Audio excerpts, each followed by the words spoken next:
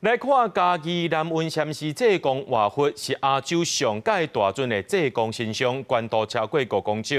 12廟方替這濟公活佛穿新衫，對做衫到穿衫攏是大工程。這廟方講呢，真正神明衫的寸尺是一般的100倍大，重量超過60公斤，開半年時間才會當做好勢。咱做回來看嘛。從這裡，從中間這裡。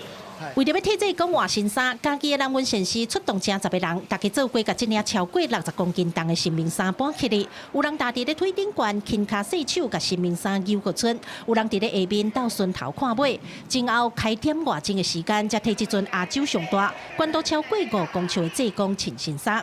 廟方講，頂回濟公換新衫已經是10年前的代誌啊！真感謝台中的友公，不惜重資，把濟公訂做新衫。來來回回要好幾次丈量。然後龍的地方要繡在哪個位置，那個都要重複的來這邊上量，才能下一個下筆。很雄偉，我的老師他真的是20幾年的經驗了，幫我們去設計這個衣服，你看你掛上去就非常雄偉、蠻端莊這樣子。負責做神明衫的業者是嘉義在地已經有80年歷史的老店。業者講，這領神明衫比一般的大100倍，考慮到重量的問題，那穿久會甲衫扭離去，所以規領神明衫攏是用鋼一塊布，無用夾的。頂懸的5尾金龍，因為採用傳統的浮雕繡，有路的工法，一針一線攏是功夫，前後開半年的時間才完成。這一件衣服就是15尺，大概將近450公分至500公分左右。所以它的領圍、它的前長、它的下圍，都是很大，非常大的。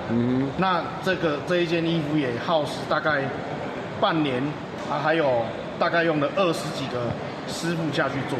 廟方講，這回是3尊開基神尊攏換新衫，看到全新的神明衫穿在神尊的身上，氣勢十足的模樣。